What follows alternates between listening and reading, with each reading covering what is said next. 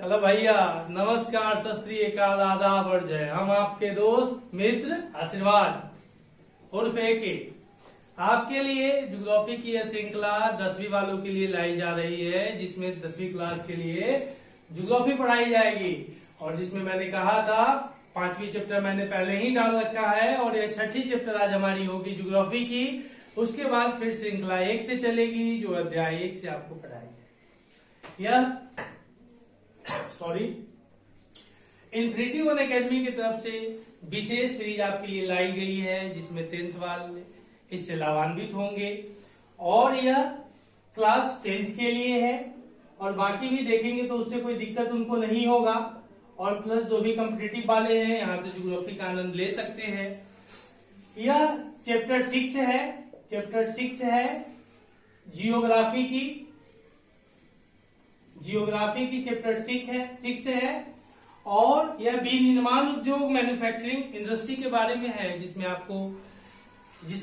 आपने पढ़ा था, इकोनॉमिक्स में भी आपने पढ़ा था, जिसमें प्राइमरी, सेकेंडरी, टर्शियरी 3 तरह के सेक्टर होते थे। और इस सेक्टर के बारे में आपने पढ़ा था, ठीक है, जिसमें आपने देखा था कि प्राइमरी कृषि से संबंधित संलग्न जितने भी धंधे हैं वह प्राइमरी में आए थे। सेकेंडरी में हमने देखा था कि जो भी उद्योग धंधे होते हैं, उद्योग वगैरह होते हैं जितने भी, उन सब चीजों को हमने देखा था इंडस्ट्रीज में, कि वह जितने भी होते हैं इंडस्ट्री वगैरह, वह आपने क्या देखा था कि वह सेकेंडरी में आते हैं। और जितना फ्लिपकार्ट, डॉक्टर, वकील, नर्स, टीचर, गांव घर के जितना ही लोग है ना, आप लोग को फ्री में सेवा देता है। मतलब फ्री में सेवा इन द सेंस कहने का मतलब है, सेवा देने का मतलब है कि वो आप तक अपनी सुविधाओं, आपकी सुविधाओं को सरल करने के लिए कुछ सुविधा पहुंचाते हैं। उसी को हम लोग तीसरी, मैन्युफैक्चरिंग नहीं, टर्शियरी कहते हैं, जिसको प्राइमरी कृषि, दूसरा उद्योग और तीसरा टर्शियरी। ये धंधा है और ये तीनों धंधा में हम लोग इकोनॉमिक्स पूरा देख लेते हैं, ठीक है। आगे बढ़ते हैं तो हम लोग मैन्युफैक्चरिंग इंडस्ट्री, जिसको शॉर्ट में MIB आप कहते हैं, MIB बोलते हैं, ध्यान दीजिएगा। कहता है कच्चे पदार्थ को मूल्यवान उत्पादन में परिवर्तन कर अधिक मात्रा में वस्तुओं के उत्पादन को विनिर्माण या वस्तु निर्माण कहा जाता है। इट्स कॉल्ड रॉ मटेरियल, जो कि रॉ मटेरियल है। इसको मान के चलिए, अगर हम इसको इंडस्ट्री में ले जाते हैं, इंडस्ट्रीज में ले जाते हैं, और इंडस्ट्रीज में ले जाकर इससे जो हम प्रोडक्ट बनाते हैं, कोई भी प्रोडक्ट बनाते हैं, यही प्रोडक्ट अगर हम इसी को मार्केट में भेजते हैं, इसको, यह सेकेंडरी का काम हुआ, यह रॉ मटेरियल प्राइमरी का काम हुआ, और यह प्रोडक्ट जो फाइनल हुआ इसको टर्शियरी का कहते हैं। इसको टर्शियरी का कहते हैं, ध्यान दीजिएगा। उसके बाद आपने देखा विनिर्माण तथा वस्तु निर्माण कहा जाता है। और क्या आप जानते हैं, कागज लकड़ी से प्राप्त होती है, चीनी गन्ने से प्राप्त होती है, लौह इस्पात और अयस्क से प्राप्त होती है, फिर तथा आपने देखा एल्युमिनियम भी निर्माण बॉक्साइट से निर्मित होती है।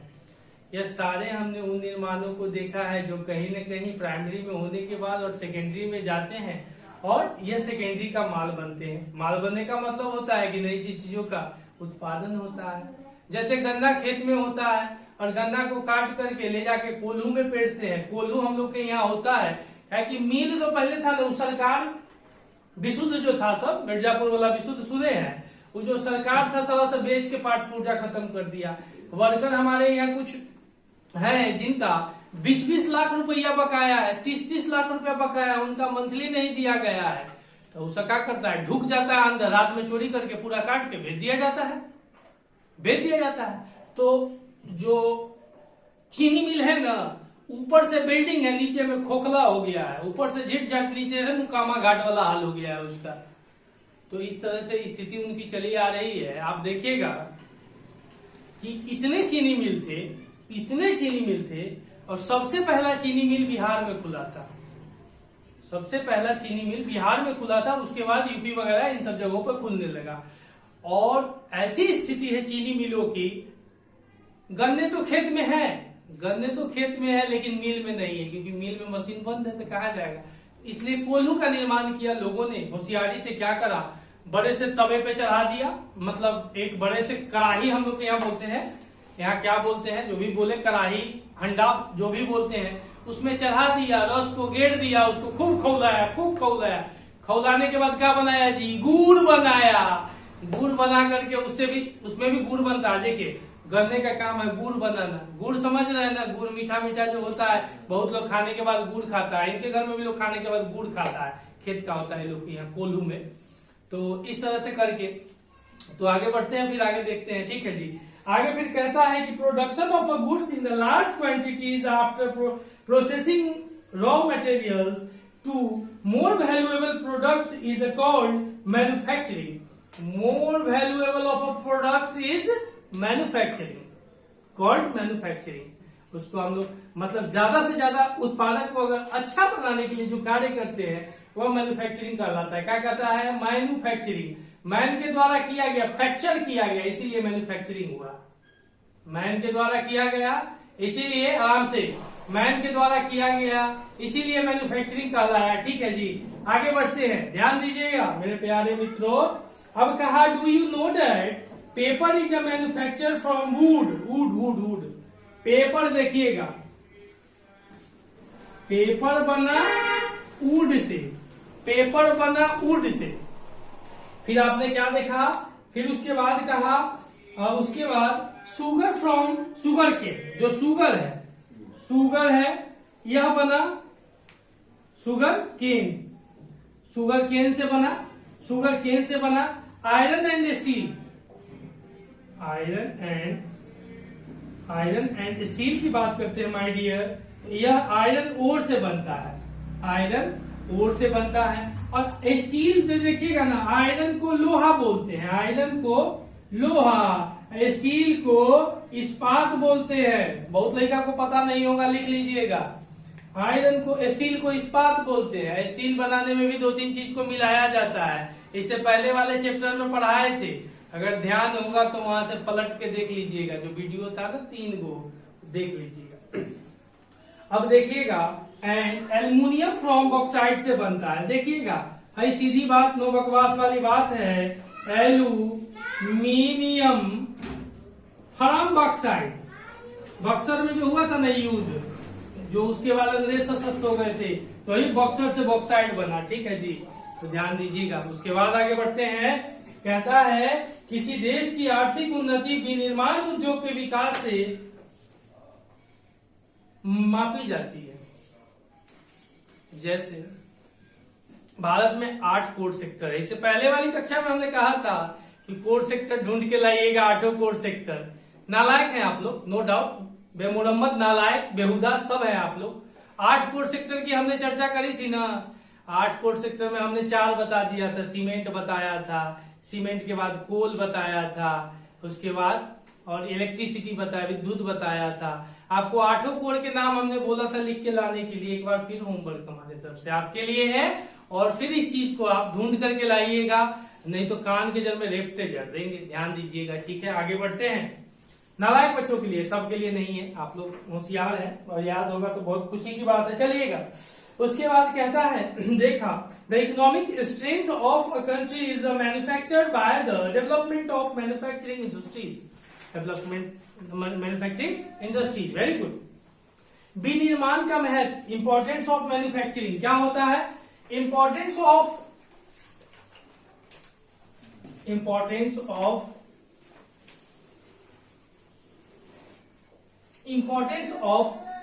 मैन्युफैक्चरिंग, विनिर्माण का महत्व क्या है। तो यह है, भारत में 8 कोर सेक्टर है, इंडिया हैज 8 कोर सेक्टर, जिसमें सारी चीज आपको सीमेंट उद्योग वगैरह सब मिलता है, इलेक्ट्रिसिटी वगैरह सब मिलता है, कोल इंडस्ट्री वगैरह, पेट्रोलियम इंडस्ट्री वगैरह, ये सारे आपके कोर सेक्टर के पार्ट हैं। इसलिए मैं कह रहा हूं कि इसको पढ़िएगा तो बहुत कुछ जानकारी मिलेगा, क्योंकि कितने परसेंटेज इन पे है, इन सब चीजों की जानकारी मिलती है। ठीक है। विनिर्माण उद्योग समांतर विकास की तथा विशेषता आर्थिक विकास की लीड समझे जाते हैं। विकास मतलब विकास क्या होता है? किसी भी देश की डेवलपमेंट की 3 स्टेज होती है। किसी भी देश की डेवलपमेंट की 3 स्टेज होती है। अब कहीं 4 हो गया हो कोई दिक्कत नहीं। 3 स्टेज ऐसी होती है कि जो लोग धर्म वगैरह से जो जुड़े होते हैं, धर्म के समय इनकी रोजी रोटी, मतलब इनके कहने का मतलब है जो धर्म होती है, रिलीजियस जिसको हम लोग कहते हैं, अपनी अपनी होती है। इस धर्म के समय लोगों की सबसे बड़ी विशेषता थी कि रोटी कपड़ा मकान। राजेश खन्ना साहब की एक मूवी थी रोटी कपड़ा मकान, उसमें सही बात है रोटी कपड़ा मकान। इस पर एक गाना है, तेरी 2 टका दी नौकरी मेरा लाखों का सावन जाए जाए रे आए है। वही इसी पर अगर हम बात करते हैं तो पहले किसी भी चीज का बेसिक नीड होता है खाना खाना। पेट भरे रहेंगे ना तब हम कपड़ा ढूंढेंगे। पेट अगर भरा रहेगा तब कहेंगे वो थोड़ा हमें स्मार्ट, जेल वेल लगा करके स्मार्ट हो जाते हैं, होता है ना। कपड़ा पहन लिए, अब कपड़ा पहनते हैं तो एक दुविधा क्या आती है, ओ माय गॉड, हमारे जो मित्र कपड़े वाले आएंगे ना हमारे घर को देखेंगे, हमारे घर को देखेंगे तो हमारी वो अगर खराब होगा तो कहेंगे और उसका घर ठीक है, फलनावा के घर ठीक नहीं किया, छोड़ दो जाए उनका के, तो फलनावा के घर ठीक नहीं किया। मतलब जो व्यक्ति है, जो उनका दोस्त है, वह उनको दिखाने के लिए, वो तो दिखाने के लिए लोग करता ही है। अच्छे घर जो बनाते हैं ना, 10 एकड़ में घर होके की चाहिए भाई, 10 एकड़ में घर होना चाहिए, बहुत अच्छी बात है, लेकिन 10 एकड़ में और 10 लोग तो रह सकते हैं। तो संसाधनों का दुरुपयोग, एक ही आदमी के पास ज्यादा से ज्यादा संसाधन का होना, ये भी गलत है। तो तब उन्होंने मकान बनवाना चालू किया। हालांकि मकान का मेन उद्देश्य होता है जल वर्षा वर्षा से बचाव के लिए, सर्दी गर्मी धूप से बचाव के लिए, मौसम से बचाव के लिए। तो इसके बारे में वह जानकारी होती है। ठीक है। तो इसके बाद जब हो गया, जैसे यह चीज हम अगर यूरोपियन पे बात करेंगे तो उसके बाद चर्च वगैरह का बहुत प्रभुत्व था। तो चर्च वगैरह से लोग उभर करके आगे निकलता है, जो चर्च होते हैं उससे उभर करके जब आगे निकलता है, थोड़ा और आगे निकलता है, तो लोग कहता है ओ माय गॉड। अब इसके बाद चर्चा आती है, यह तो हो गई, अब आती है हेल्थ पे, एजुकेशन पे, हेल्थ एजुकेशन, इसके ऊपर लोग चलते हैं। एम्प्लॉयमेंट पे, एम्प्लॉयमेंट पे, रोजगारी पे। भारत अभी यही स्टेट से घूम रहा है, याद रखिएगा, इंडिया भी यही स्टेट से घूम रहा है। लेकिन 1300 से 1700 तक यूरोपियन में, जैसे यूरोप में औद्योगिक क्रांति का माना जाता है, उस समय वहां पे क्या हुआ था, इंडस्ट्रियलाइजेशन जिसको हम लोग रिनेसा भी बोलते हैं, पुनर्जागरण जिसको बोलते हैं। वहां पे क्या हुआ था कि लोग वहां पे फर्स्ट जो प्रायोरिटी थी, हमने देखा रोटी कपड़ा मकान ये सब जो हो गए, हेल्थ वेल्थ भी थोड़ा मोड़ा बहुत अच्छे खासा हो गया था। वहां पे क्या हुआ कि कंपनी फैक्ट्री में लोग जाने लगे, काम, इंडस्ट्रियलाइजेशन शुरू हो गया। 1500 से 1600 तक 1 साल का पूरा पीरियड वहां के इंडस्ट्रियलाइजेशन का माना जाता है, औद्योगिकरण का माना जाता है। और उस समय कंपनी वगैरह में आग को लगता है, आग लगा करके लोग, तो तुम लोग जो ये जीन्स पहनते हो ना, ये जो बोरा है ना तुम्हारा, ये बोरा वहीं पहनने के लिए लाया गया था। ये बोरा वहीं के कंपनी के मजदूरों को लेबर, तुम लोग मजदूर हो, you are labour. Indian 80% people are labour, 80%। अगर इतिहास नहीं पता हो तो इतिहास ढूंढ लेना, वहां पे आपको 80% जो मजदूर है ना यहाँ का, उस ससुरी के जींस पहनता है। हम खुद पहनते हैं, हम दूसरे को नहीं, हम खुद पहनते हैं। वह ट्रेडिशन हम जी रहे हैं ना, वह ट्रेडिशन हम जी रहे हैं, जो मान के चलिए उस ट्रेडिशन की बात कर रहे हैं। अच्छा एक बात बताइए, वो जींस मजदूरों के लिए था ना जी, जींस में आप बैठ के दिखाइए था। अगर सटकी जींस है ना, सटकल जो रहता है, सटाकी कहते हैं गांव में, तो हो जो जींस है, मान के चलिए वो जो आपका सटकी जींस है, तो बैठाई होता है खाने में, पेट में कसा जाता है। अब फुल पैंट पहनिए ना जी, धोती कुर्ता पहनिए, आपका ट्रेडिशन। आप कहाँ पहनते हैं? साउथ। यहाँ के स्टार्ट सब यहाँ कट्टल फट्टल, ऋतिक रोशन साहब ऐसा नहीं, यहाँ कट्टल जींस पहन के बाल ऐसे ऐसे करते हैं। साउथ में जाइए तो धोती कुर्ता, मोच पर तवा, एक बार ऐसे पटकता है तो पूरा उसका देखते हैं कि जीप उड़ जाता है, पूरा स्कॉर्पियो उड़ जाता है हवा में। और आपके यहाँ साहब लोग जींस पहन के चलते हैं, मजदूर बन के आप लोग को सिखाते हैं। आप लोग आलिया का तो कपड़े गायब हो जाता है, आलिया उसका कपड़े गायब हो जाता है। भाई ट्रेडिशन, आप अपने ट्रेडिशन को पीछे कर रहे हैं, अपने ट्रेडिशन को पीछे कर रहे हैं, दूसरे के ट्रेडिशन को आगे बढ़ा रहे हैं, भी गलत है। तो चलिए हम लोग उस ट्रेडिशन को छोड़ करके अब इस पर थोड़ा बात कर लेते हैं। हेल्थ, एजुकेशन, एम्प्लॉयमेंट, इन सब चीजों पे बात होने लगी। इसके बाद बात क्या होने लगी, ये जब फुलफिल हो जाएगी तब लोग साइंस एंड टेक पर जोर देने लगेंगे। साइंस एंड टेक पर जोर देंगे तो नई नई चीजों का आविष्कार होगा, नई नई चीजों का आविष्कार होगा। आविष्कार के साथ क्या होगा? नई नई चीजों का आविष्कार होगा, और आविष्कार के साथ आपका क्या होगा, जो आप ऊपर रहिएगा, अब नीचे नहीं रहिएगा, आप ऊपर रहिएगा, ऊपर। घर कहाँ बनाइएगा? मून पर सोचिएगा, मंगल पर सोचिएगा, नेपच्यून पर सोचिएगा, जुपिटर पर सोचिएगा। जुपिटर देखे थे आप लोग वीडियो 6 वाला? देखिएगा, उसमें जुपिटर किस तरह, वहीं से जुपिटर लिया गया, पीछे पेन की तरह हो गया, आगे सुटक गया जुपिटर।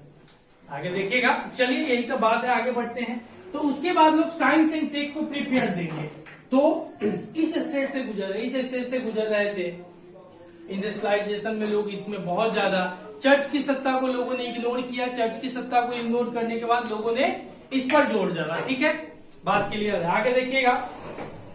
धन्यवाद। चलिएगा, फिर उसके बाद क्या हुआ कि यहां तक तो ठीक है। Manufacturing sector is considered the backbone of development in general and economics development in particular mainly. चलिए आगे देखिएगा।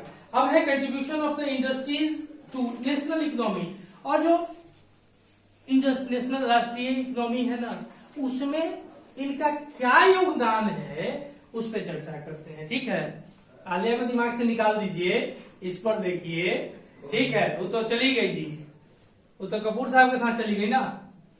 हाँ, कपूर साहब के, रणबीर कपूर साहब के साथ चली गई आलिया। शादी हो गया तो चली गई ना। चलिए आगे बढ़ते हैं। फिर देखिएगा, पिछले 2 दशकों से एकल घरेलू उत्पाद में विनिर्माण उद्योग का योगदान 27% रहा है। 27% से 70% ही है, क्योंकि 10% भाग खनिज खनन, गैस तथा विद्युत ऊर्जा का योगदान है। भारत की स्थिति ऐसी है ना। हमने अभी 3 सेक्टर की बात करी, क्या इसको मिटा देते हैं। स्क्रीनशॉट वगैरह ले लिया कीजिएगा, बीच में मौका मिलेगा तो छोड़ दीजिएगा यहीं। चलिए आगे बढ़ते हैं जी, ध्यान दीजिएगा।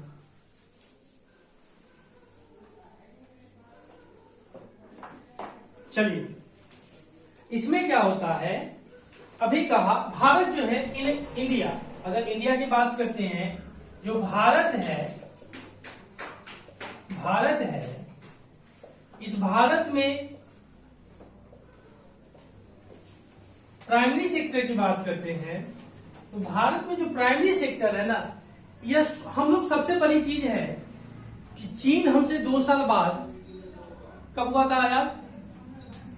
1947 में हम हुए, और 1949 में चीन की आजादी हुई। चीन की अर्थव्यवस्था हमसे 3 गुनी है। 12 ट्रिलियन चलता है चीन का। आपका अर्थव्यवस्था कितना पता है?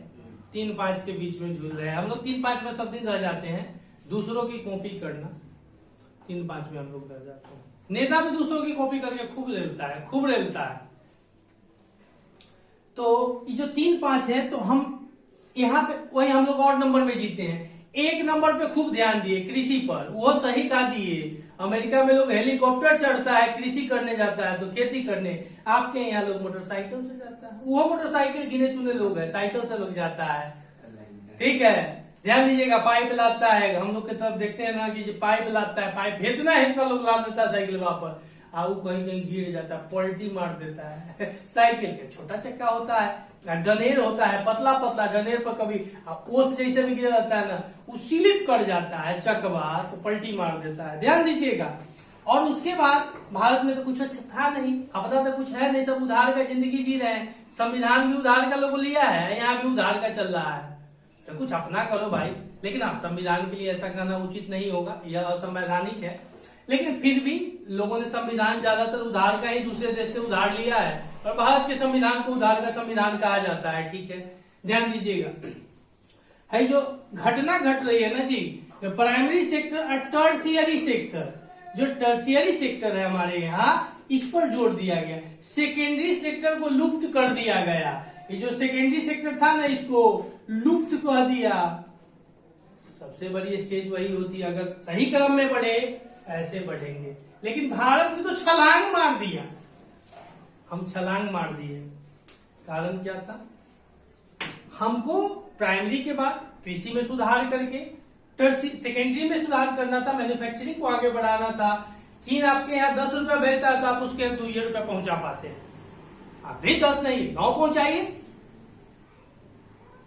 एलपीजी की अवधारणा जब लागू की गई, जिसको लिबरलाइजेशन, प्राइवेटाइजेशन एंड ग्लोबलाइजेशन जिसको कहते हैं, उदारवाद की नीति जब स्थापित की गई, तो भारत ने उस पर नेहरू मॉडल साहब को जो था उतार करके फेंक दिया, और उसके बाद जो आईएमएफ की जो शर्तें थी उनको लागू किया, क्योंकि वहां हमारे यहाँ आर्थिक मंदी काफी बढ़ रही थी,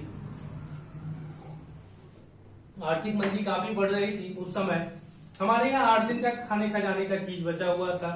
हम यहाँ से गए सोना लेके, वर्ल्ड बैंक का क्या तुमको नहीं देंगे, तुम अभी किसी काबिल नहीं है, वर्ल्ड बैंक भगा दिया, नहीं दिया। आईएमएफ कहा, आईएमएफ में है कि ऋण की रेट जो होती है थोड़ी टफ होती है, ज्यादा होती है। आईएमएफ आपको ऋण दिया, आईएमएफ ऋण दिया तो कहा कि सुनिए हम तो देंगे लेकिन कुछ लेंगे भी, तो क्या लीजिएगा? तो नेहरू मॉडल हमको दे दीजिए, नेहरू मॉडल हमको दे दीजिए। नेहरू मॉडल क्या था पहले उसको देख लीजिए। नेहरू मॉडल, जब भारत की आजादी हुई, भारत की आजादी के बाद भारत में ऐसे ही हम लोग तो गुलामी से जी रहे थे, कोरा मारता था अंग्रेज पीठ पर, कोरा मारता था।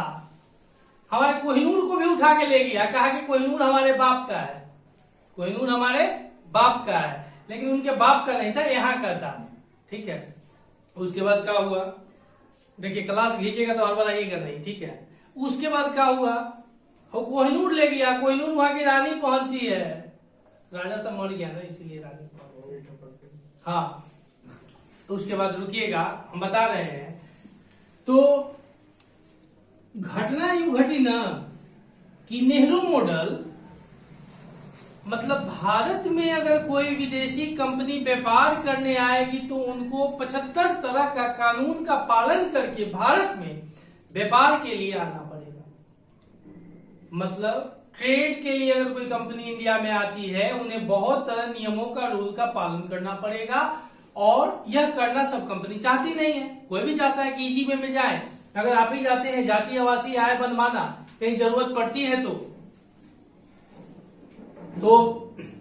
वहां पे आप देखते हैं कि जितनी जल्दी हो हमारा काम निकल जाए, तो आप डक डक 200-500 रुपया अंदर झुका देते हैं, भाई ले।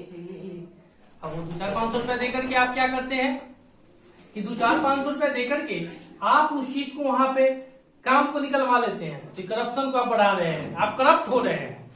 अधिकारी तो करप्ट है ही, उससे जुड़े हुए जो कर्मचारी है वो भी करप्ट है, लेकिन आप भी करप्शन को आगे बढ़ावा दे रहे हैं। ध्यान दीजिएगा जरा।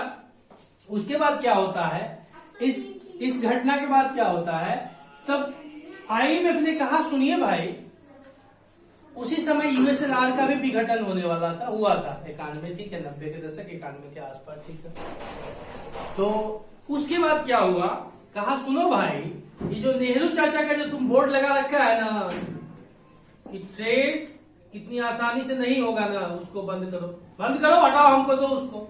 वो ले लिया आईएमएफ का फुल फॉर्म होता है इंटरनेशनल मॉनेटरी फंड। 1945 एस्टेब्लिश हुआ था, 1945 में एस्टेब्लिश हुआ था। और उसके बाद भारत के पास आता है एक नया शब्द, जिसको नेहरू मॉडल को छोड़ करके नया शब्द आता है एलपीजी, लिबरलाइजेशन,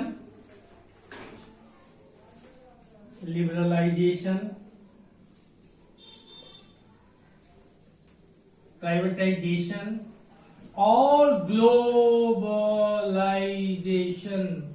स्पेलिंग मिस्टेक को सुधार लीजिएगा, वो कभी कभी फलाफलों में हो जाता है। ग्लोबलाइजेशन, ध्यान दीजिएगा, यह जो 3 शब्द है, उदारवाद,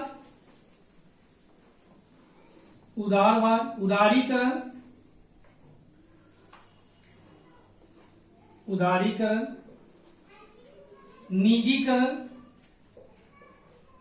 और वैश्वीकरण, इसको भारत ने अपने यहां लागू करा IMF के ठोकने पर, ठीक है। इसके बाद भारत में कंपनी आने लगी। मोदी चाचा आए हैं ना, मोदी चाचा तो और ज्यादा ढील दे दिए हैं, कंपनी सब खूब कूद रही है, लेकिन कुछ जा भी रही है जो अवैध है। ये चाइना पर बहुत ज्यादा ही ध्यान दिए है, चाइना इनका अपना दोस्त है, हमदर्द है, ज्यादा ध्यान दिए हैं। ध्यान देने का मतलब है कि जितना हम सामान मंगवाते थे, कोशिश करें हैं कि उतना सामान हम भेज भी पाए, तब जाके ट्रेड बैलेंस होता है।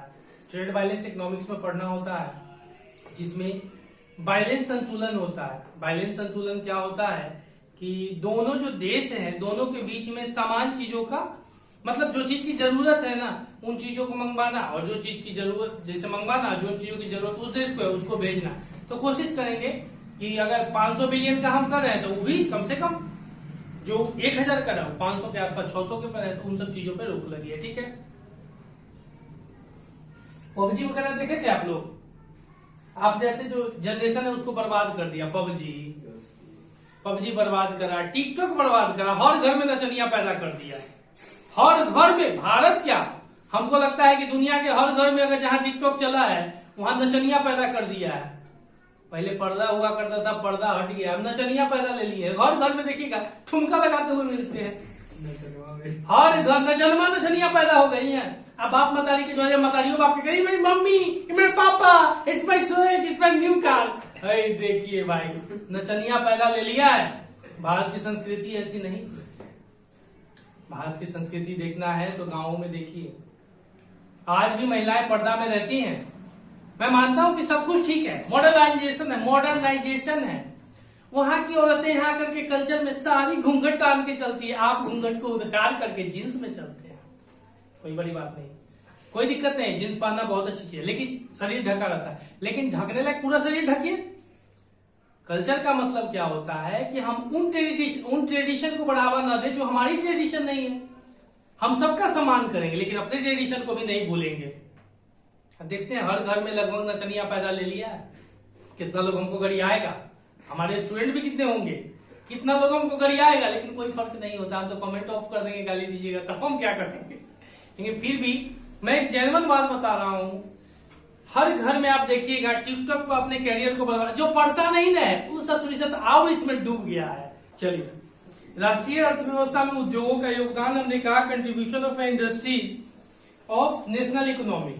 इसमें पिछले 2 दशकों से सकल घरेलू उत्पाद, जिसको जीडीपी कहते हैं, में विनिर्माण उद्योग का योगदान 27% से 17% ही है, क्योंकि 10% भाग खनिज खनन, मतलब जो खनन की जाती है, ठीक है, गैस तथा विद्युत ऊर्जा का योगदान है।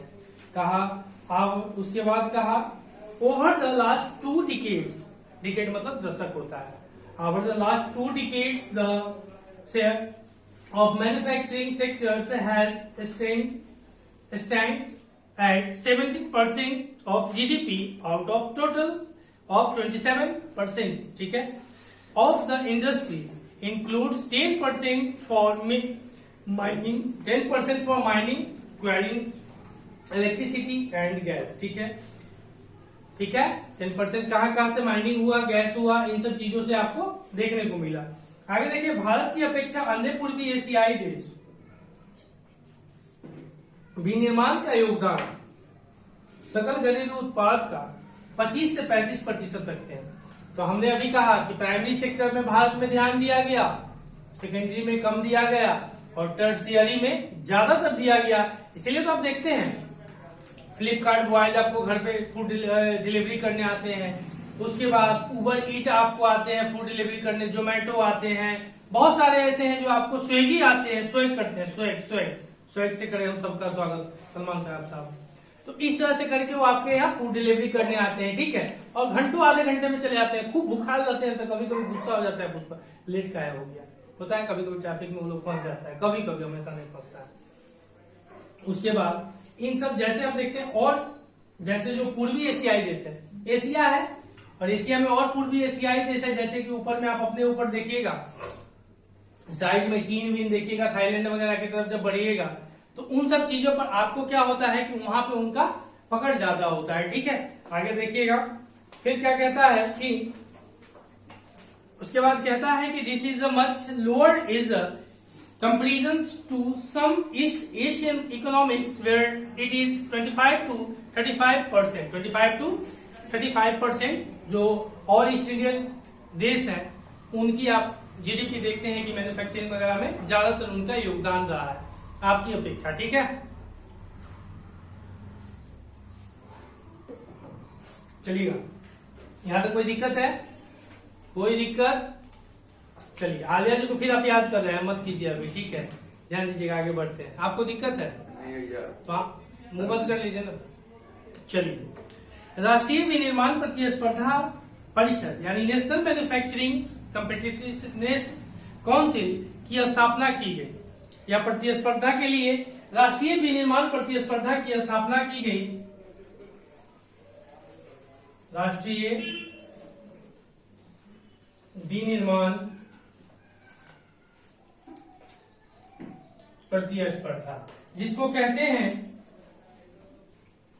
नेशनल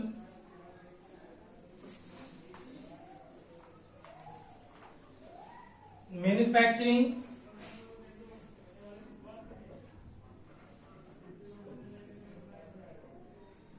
कॉम्पिटिटिवनेस काउंसिल, इसकी स्थापना की गई। उसके बाद इस पे किस तरह से कंपटीशन होती है दोनों देश में, इस एक चीज ग्लोबलाइजेशन का बैड इम्पैक्ट क्या पड़ा कि छोटे जो उद्योगपति थे इसमें शामिल नहीं हो पाए, या तो वो बड़ी कंपनियां में मर्ज हो गई, जैसे अभी आपने देखा एक चीज कि जो इंस्टाग्राम वगैरह, फेसबुक वगैरह, व्हाट्सएप वगैरह सब एक आदमी के हाथों में चला गया, ट्विटर को भी पटक पटक के खरीद लिया गया। हाँ, ट्विटर को भी पटक पटक के खरीद लिया गया, उसके सीईओ साहब को भी निकाल दिया गया। तो इसमें वही जी सकता है जिसके पास संसाधन और डन डन डन होगा। 3 इडियट देखे थे, डन डन डन डन कहता है, ठीक है। तो जिसके पास पैसा होगा वही इसमें जी सकता है, नहीं तो जीना मुश्किल है। तो छोटी कंपनियों को बड़ी कंपनी खरीदने लगी, उसको अपना टैग दे दी, टैग देने के बाद कही कि आप उत्पादन करो, हम सब सपोर्ट करेंगे, और वह टैग उसका लगेगा, उत्पादन करके बड़ी कंपनियों को देने लगी।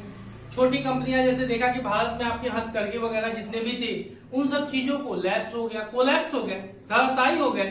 तो अब सरकार जो आई है वो प्रमोट कर रही है, लेकिन प्रमोट करने से क्या मतलब है, जब उनके पास संसाधन, अगर बैंक में पैसे लेने के लिए जाते हैं तो पैसे बहुत कठिनाई से मिलते हैं। और जरा ध्यान दीजिएगा।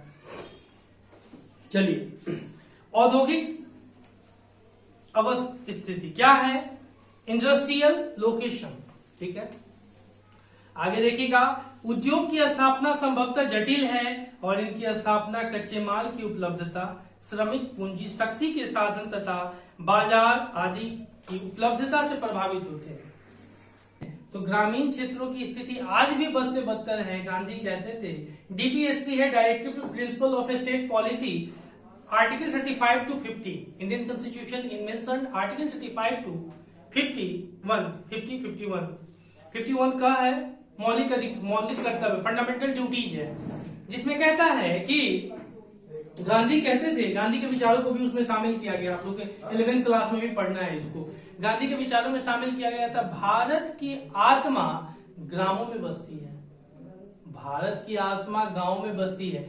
हमने एक बार और कहा था कि अगर कल्चर सभ्यता देखना हो तो बंगाल देखो, और मॉडर्न देखना हो तो मुंबई दिल्ली देखो, तब तुमको मॉडर्नाइजेशन का पता चलेगा, किस तरह से कल्चर भास्ट है, दोनों के बीच में जमीन आसमान का फर्क है। कोई 100 पे जी रहा है तो कोई 10 पे जी करके अपने सभ्यताओं को, हम मानते हैं कि गरीबी है, बंगाल में गरीबी है, जहाँ 9-10 करोड़ जनसंख्या होगी वहां गरीबी है, नो डाउट। लेकिन आज भी आपको पुरानी वो बिल्डिंग जब देखोगे, जब गुजरोगे, पुरानी बिल्डिंग और लोग वहां पे, यहाँ मुरमुरे कहते हो, गांव में कहीं मुड़ी कहते हैं और चप कहते हैं, लोग वहां खाते, एक तरफ आपस में 8-10 लोग उनको मिलेंगे, अपनी बातों को शेयर करते, अपनी लैंग्वेज को जीते हुए मिलेंगे। ठीक है, आगे बढ़ते हैं। फिर जरा देखिएगा, उद्योग की स्थापना संभवतः जटिल है। इनकी स्थापना कच्चे माल की उपलब्धता, श्रमिक पूंजी शक्ति के साधन तथा बाजार आदि उपलब्ध करवाते हैं। Industrialisation location are complex in the nature, these are influenced by availability for raw materials, labor,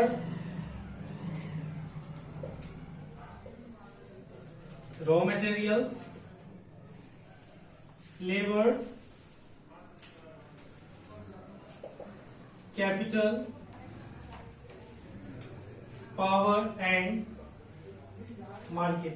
देखिएगा, इन सब चीजों पे जो इंडस्ट्री है उसकी लोकेशन डिपेंड करती है। पहला, first of all raw material, कच्चा माल मिलना चाहिए। जैसे आपको मेडिसिन, आज हम टीबी की दवा जो है ना, टीबी की दवा, उसमें 90%, 95% हम चाइना पे डिपेंड है, 95% हम चीन पर डिपेंड है, हम कंगाल हैं उस मामले में, और मामले में नहीं कहिएगा, मार हो जाएगा, उस मामले में हम कंगाल हैं।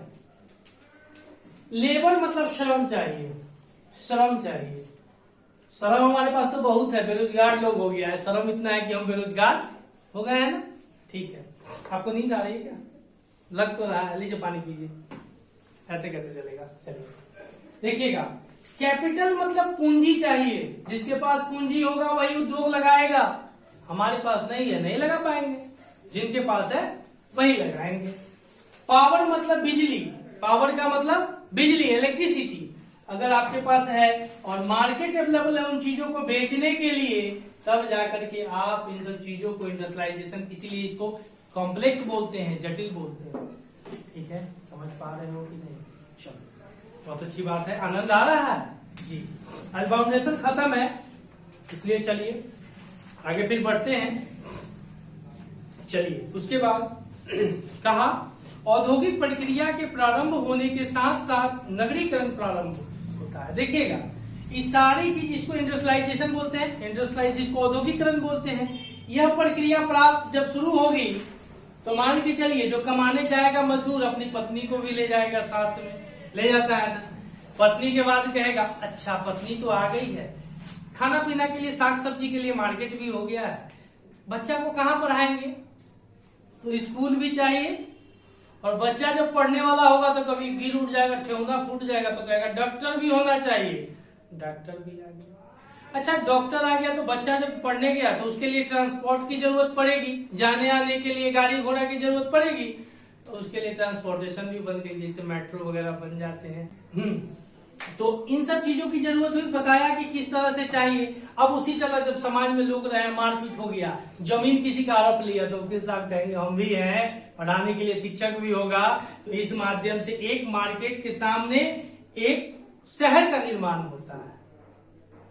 पानी उनी भी क्वालिटी था, आरओ वाला भी आ जाएगा, इलेक्ट्रिसिटी वाला भी आएगा, नट और उसको कसने के लिए, तो सबका अलग अलग काम है, जो एक जगह पे आपको सब अवेलेबल मिलता है, मार्केट है। ठीक है, कपड़े वगैरह भी, ड्रेस वगैरह सब खुल जाते हैं। आगे देखिएगा, चलिए उसके बाद कहता है कि इस प्रकार औद्योगिकरण तथा नगरीकरण साथ साथ चलते हैं और नगर उद्योगों को बाजार तथा सेवाएं जैसे कि बैंकिंग, बीमा, परिवहन, श्रम तथा वित्तीय सलाह आदि उपलब्ध होते हैं।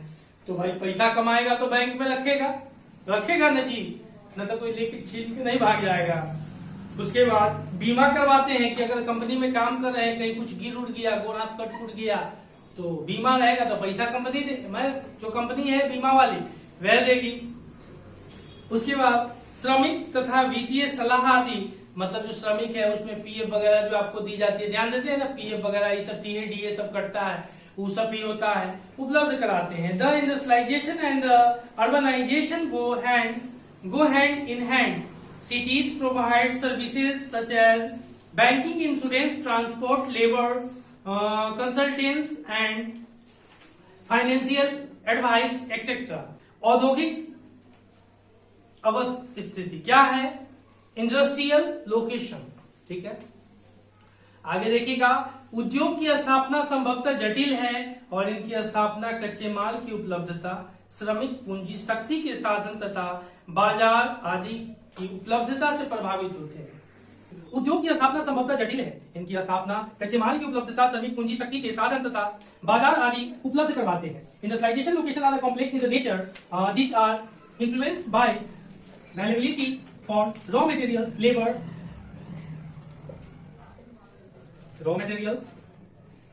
Labour, capital, power and market. देखिएगा, इन सब चीजों पे जो इंडस्ट्री है उसकी लोकेशन डिपेंड करती है। पहला, first of all, raw material, कच्चा माल मिलना चाहिए। जैसे आपको मेडिसिन, आज हम टीबी की दवा जो है ना, टीबी की दवा, उसमें 90% 95% हम चाइना पे डिपेंड है, 95% हम चीन पर डिपेंड है। हम कंगाल है उस मामले में और मामले में नहीं कहिएगा, बीमार हो जाएगा। उस मामले में हम कंगाल है। लेबर मतलब श्रम चाहिए, श्रम हमारे पास तो बहुत है, बेरोजगार लोग हो गया है, श्रम इतना है कि हम बेरोजगार हो गए हैं ना, ठीक है। देखिएगा, कैपिटल मतलब पूंजी चाहिए, जिसके पास पूंजी होगा वही उद्योग लगाएगा। हमारे पास नहीं है, नहीं लगा पाएंगे, जिनके पास है वही लगाएंगे। पावर मतलब बिजली, पावर का मतलब बिजली, इलेक्ट्रिसिटी। अगर आपके पास है और मार्केट अवेलेबल है उन चीजों को बेचने के लिए, तब जाकर के आप इन सब चीजों को इंडस्ट्रियलाइजेशन, इसीलिए इसको कॉम्प्लेक्स बोलते हैं, जटिल बोलते हैं, ठीक है। समझ पा रहे हो कि नहीं? चलो, बहुत अच्छी बात है, आनंद आ रहा है जी।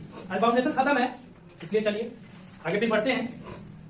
चलिए, उसके बाद कहा औद्योगिक प्रक्रिया के प्रारंभ होने के साथ साथ नगरीकरण प्रारंभ होता है। देखिएगा, ये सारी चीज इसको इंडस्ट्रियलाइजेशन बोलते हैं, इंडस्ट्रियलाइजेशन को औद्योगिकरण बोलते हैं। यह प्रक्रिया प्राप्त जब शुरू होगी तो मान के चलिए, जो कमाने जाएगा मजदूर अपनी पत्नी को भी ले जाएगा, साथ में ले जाता है ना। पत्नी के बाद कहेगा, अच्छा पत्नी तो आ गई है, खाना पीना के लिए, साग सब्जी के लिए मार्केट भी हो गया है, बच्चा को कहाँ पढ़ाएंगे, तो स्कूल भी चाहिए। और बच्चा जब पढ़ने वाला होगा तो कभी गिर उठ जाएगा, ठेंगा फूट जाएगा, तो कहेगा डॉक्टर भी होना चाहिए, डॉक्टर भी आ गया। अच्छा, डॉक्टर आ गया तो बच्चा जब पढ़ने गया तो उसके लिए ट्रांसपोर्ट की जरूरत पड़ेगी, जाने आने के लिए गाड़ी घोड़ा की जरूरत पड़ेगी, तो उसके लिए ट्रांसपोर्टेशन भी बन गई, जैसे मेट्रो वगैरह बन जाते हैं। तो इन सब चीजों की जरूरत हुई, बताया कि किस तरह से चाहिए। अब उसी तरह जब समाज में लोग रहे, मारपीट हो गया, जमीन किसी का हड़प लिया, तो वकील साहब कहेंगे हम भी हैं, पढ़ाने के लिए शिक्षक भी होगा, तो इस माध्यम से एक मार्केट के सामने एक शहर का निर्माण होता है। पानी उनी भी क्वालिटी तथा आरओ वाला भी आ जाएगा, इलेक्ट्रिसिटी वाला भी आएगा, नट और उसको कसने के लिए। तो सबका अलग अलग काम है, जो एक जगह पे आपको सब अवेलेबल मिलता है, मार्केट है, ठीक है।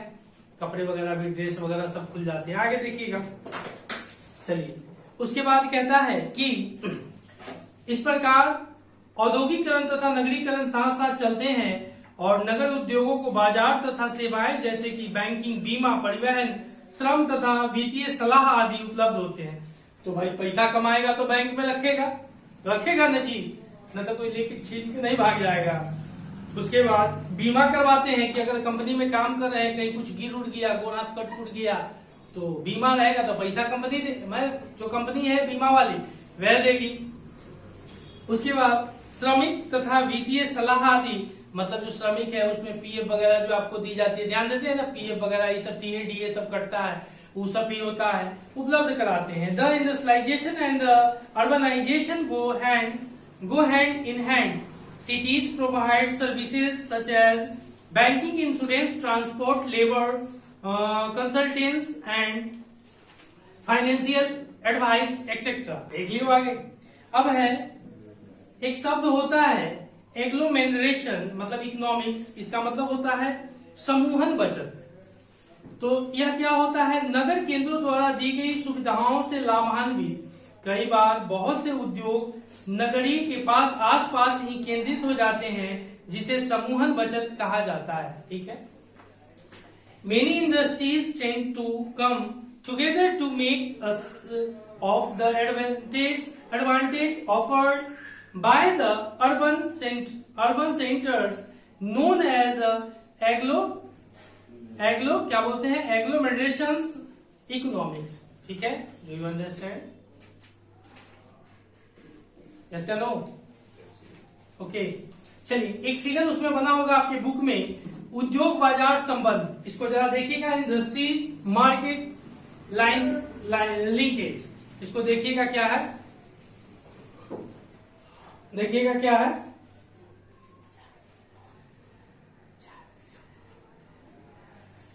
चलिए ठीक है। देखिएगा आगे, जिसमें निवेश, इसमें क्या क्या है,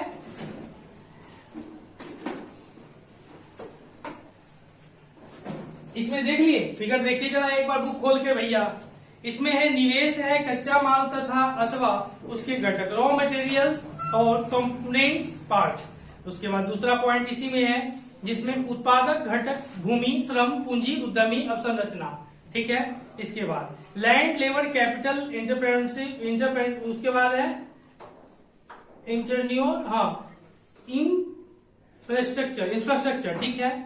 ये जब होती है तो इसके बाद आप देखते हैं कि परिवहन चाहिए, कारखाना होगा मतलब ट्रांसपोर्ट होगा, फैक्ट्री होगा, तैयार माल यानी आउटपुट्स होगा, प्रोडक्ट होगा, परिवहन होगा जिसमें मार्केट होगा। इस सारे चीज में इसका सबसे बड़ा मेन फैक्टर होता है कैपिटल, जिसको हम लोग पूंजी कहते हैं। ठीक है। पूंजी के बाद ही यह सारे चीज का हम लोग क्या कर सकते हैं, निर्माण कर सकते हैं। आगे देखिएगा, अब है परिवहन, इतना हो गया। अब उसके बाद पॉइंट्स, यह फिगर आप देख लीजिएगा एक बार, ये जब ड्रॉ कीजिएगा ना पेपर में तो वहां पे आप इसको क्या कीजिएगा, ड्रॉ कीजिएगा तो मार्क्स वगैरह उससे आपको मिल जाता है। मेन फैक्टर वगैरह आपने देख लिया, ट्रांसपोर्टेशन हो गया, प्रोडक्ट्स हो गया और मार्केट हो गया। इन सब चीजों के बीच में घूमता है मनी। पैसा है तो सब हनी है, मनी है तो हनी है। ठीक है। आगे देखिएगा, उद्योग की आदर्श अवस्थिति यानी ideal location of an industry.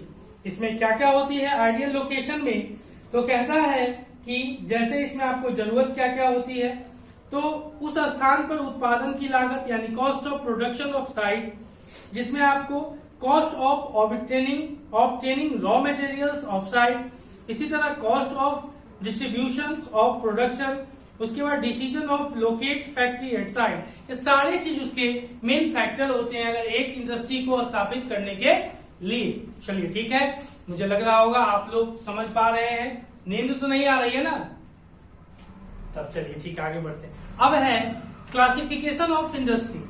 अब ये जो क्लासिफिकेशन है, क्लासिफिकेशन ऑफ इंडस्ट्री की बात करते हैं। ठीक है, जिसमें ध्यान दीजिएगा, प्रयुक्त कच्चे माल के स्रोत के आधार पर on the basis of the source of raw materials used, किसके बेस पर, रॉ मटेरियल के बेस पर, जिसमें हम देखते हैं इसमें कहता है कि on the basis of a source of raw materials used, कृषि आधारित सूती वस्त्र, ऊनी वस्त्र, पटसन, रेशम वस्त्र, रबर, चीनी, चाय, कॉफी तथा वनस्पति तेल उद्योग, agro based, cotton, woollen, jute, silk, textile, rubber and sugar, T, coffee, edible oil.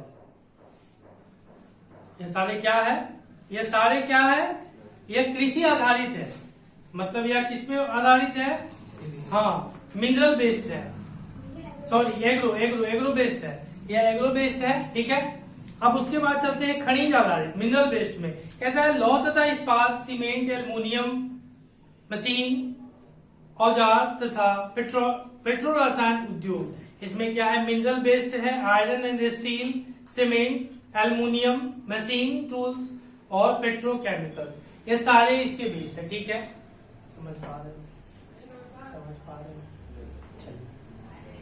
आगे देखिएगा। अब प्रमुख भूमि के आधार को according to their main role, ध्यान दीजिएगा, आधारभूत उद्योग जिनके उत्पादन या कच्चे माल पर दूसरे उद्योग निर्भर हैं, जैसे लोहा इस्पात, तांबा प्रगलन व एल्युमिनियम प्रगलन उद्योग। ठीक है, जैसे दूसरे पर भी तो होगा ना जी, जिसमें आपने क्या देखा था, बेसिक और key industries are those which supply their products as raw materials to manufacture other goods etcetera, iron and steel and copper smelting, aluminium smelting. ठीक है, ठीक है। आगे देखिएगा, उपभोक्ता उद्योग जो उत्पादन उपभोक्ता के सीधे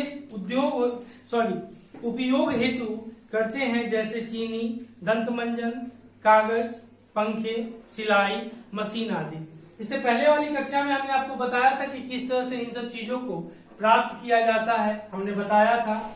उसके बाद कहता है उपभोक्ता उद्योग जो उत्पादन उपभोक्ताओं के सीधे उपयोग हेतु करते हैं, जैसे यह उपभोक्ता उद्योग होते हैं जिसमें चीनी, दंतमंजन, कागज, पंखे, सिलाई मशीन आदि है।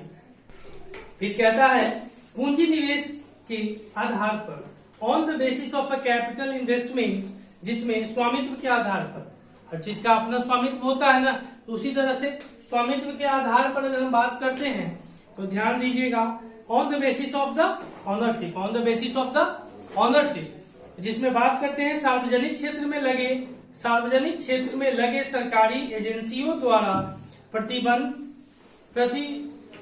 प्रबंधित तथा सरकार द्वारा संचालित उद्योग, जैसे भारत हैवी इलेक्ट्रिकल लिमिटेड, जिसको भेल, तथा steel authority of India limited, भेल आपने देखा, उसके बाद भेल देखा, चलिए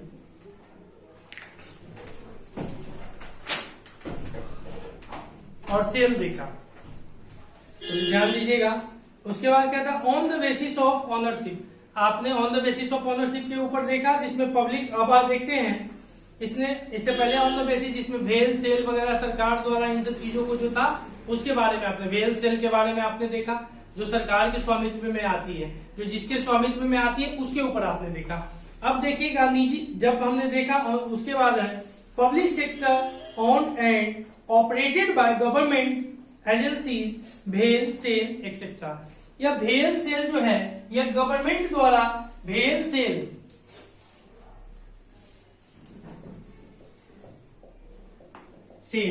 यह जो है गवर्नमेंट ऑथोरिटी है। What is government authority? जिसका 100% मालिकाना हक भारत सरकार के हाथों में, भारत सरकार के हाथों में, ठीक है। अब है पब्लिक सेक्टर, पब्लिक मतलब सार्वजनिक, उसके बाद on and operated by government agency, इतने आपने देख लिया। आप देखिएगा निजी क्षेत्र के उद्योग जिनका एक व्यक्ति के स्वामी में और उसके संचालित अथवा लोगों के स्वामित्व में या उनके द्वारा संचालित है, टिस्को, बजाज ऑटो लिमिटेड, डाबर उद्योग आदि। यह सारे क्या है, किसी एक व्यक्ति द्वारा संचालित है, मतलब इसका एक मालिकाना हक एक के पास है, ठीक है। ध्यान दीजिएगा, कहा joint sector, sorry private sector industries on and operated by industry, क्या है, इंडिविजुअल्स और groups of individuals, TISCO, Bajaj auto and उसके बाद Dabur industries etcetera etcetera, Reliance industry, Adani group की भी जितनी है उसके बारे में, इन सब यह क्या है, एक मालिकाना हक है। चलिए आगे देखते हैं।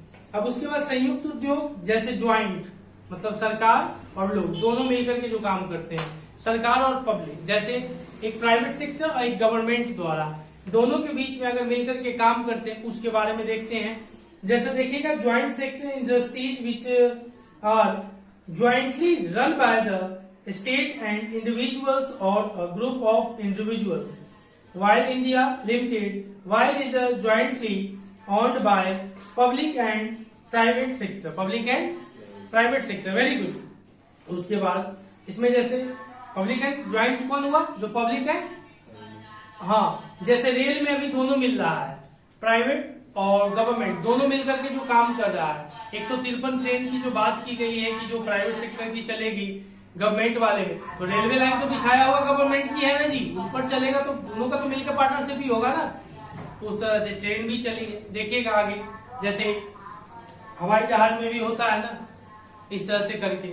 फिर आगे देखिएगा, उसके बाद सहकारी उद्योग, जिनका स्वामित्व कच्चे माल की पूर्ति करवाने वाले उत्पादों, श्रमिकों या दोनों के हाथों में होता है। सहकारी उद्योग मतलब कहने का मतलब है जो कच्चे माल वगैरह इन सब चीजों की जो पूर्ति करवाने का काम करते हैं। जैसे cooperative sectors industries are owned and operated by the producers और suppliers of raw materials, workers और कच्चे माल की उपलब्धता भी तो करवाते हैं ना, इनके लिए, ठीक है। आगे देखिएगा, आगे है वस्त्र उद्योग, टेक्सटाइल इंडस्ट्री, औद्योगिक उत्पादन में महत्वपूर्ण 14% योगदान है। वस्त्र उद्योग का इंडस्ट्रियलाइजेशन में 14% इनका योगदान है, ठीक है। आगे देखिएगा, यह लगभग व्यक्तियों की 350 लाख को रोजगार देते हैं, मतलब 3.5 करोड़ लोगों को यह रोजगार देते हैं, ठीक है। ज्यादा ही होगा लेकिन यह पुराना डाटा है, लेकिन मान के चलिए उपलब्ध करवाकर कृषि के पश्चात दूसरा बड़ा उद्योग तथा यह 24.6% विदेशी मुद्रा अर्जित करते हैं। टेक्सटाइल की अगर बात करते हैं, स्क्रीनशॉट ले लीजिएगा। चलिए, इस संस्था का नाम याद कर लीजिएगा, जो कि क्या है, नेशनल मैन्युफैक्चरिंग कंपटीशन काउंसिल के रूप में यह काम करती है, कॉम्पिटिटिवनेस के रूप में काम करती है।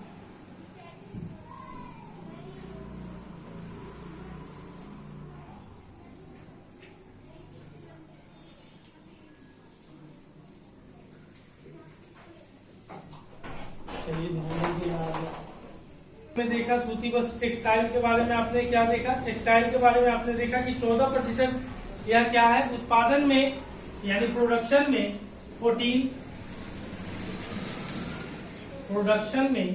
14% इसका योगदान है। इसका क्या है, योगदान है। 14% इसका योगदान है प्रोडक्शन में, ठीक है। टेक्सटाइल में 14% है। और रोजगार में यह 3.5 करोड़ लोगों को रोजगार देता है। 3.5 करोड़ लोगों को यह क्या देता है, रोजगार देता है, ठीक है। आगे बढ़िएगा।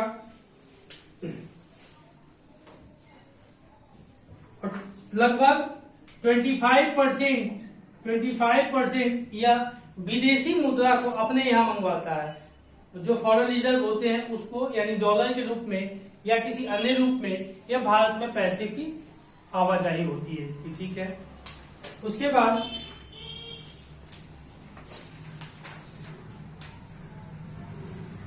चलिए आगे देखिएगा जरा।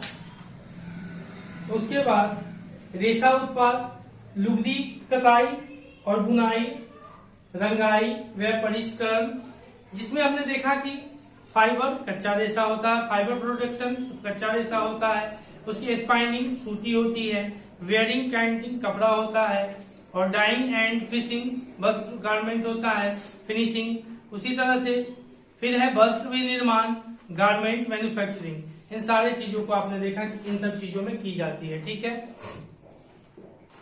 ओके, आगे देखिएगा। 6.3 value addition in the textile industries, वस्त्र उद्योग में अतिरिक्त मूल्य उत्पादन, यानी सूती वस्त्र उद्योग टेक्सटाइल इंडस्ट्रीज में क्या क्या है, देखिएगा जरा इसको। इसमें है कि सूती वस्त्र उद्योग टेक्सटाइल, पहला सफल सूती वस्त्र उद्योग 1854 में मुंबई में स्थापित किया गया था।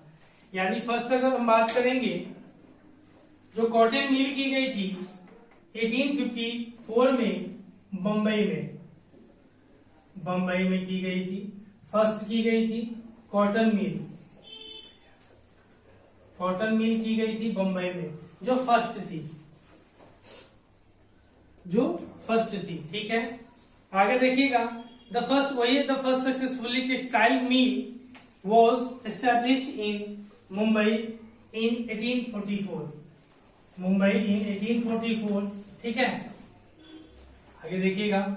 उसके बाद है यूरोप 2 विश्व युद्ध से जूझ रहा था तथा भारत इंग्लैंड के अधीन था, और उस समय इंडिया क्या थी, भारत इंग्लैंड के अधीन थी। आगे देखिएगा। ऐसे में इंग्लैंड में कपड़े की मांग आपूर्ति हेतु भारतीय सूती वस्त्र उद्योग प्रोत्साहन मिला। The 2 world Wars were fought in Europe. India was a British colony. There was a demand for clothes in UK.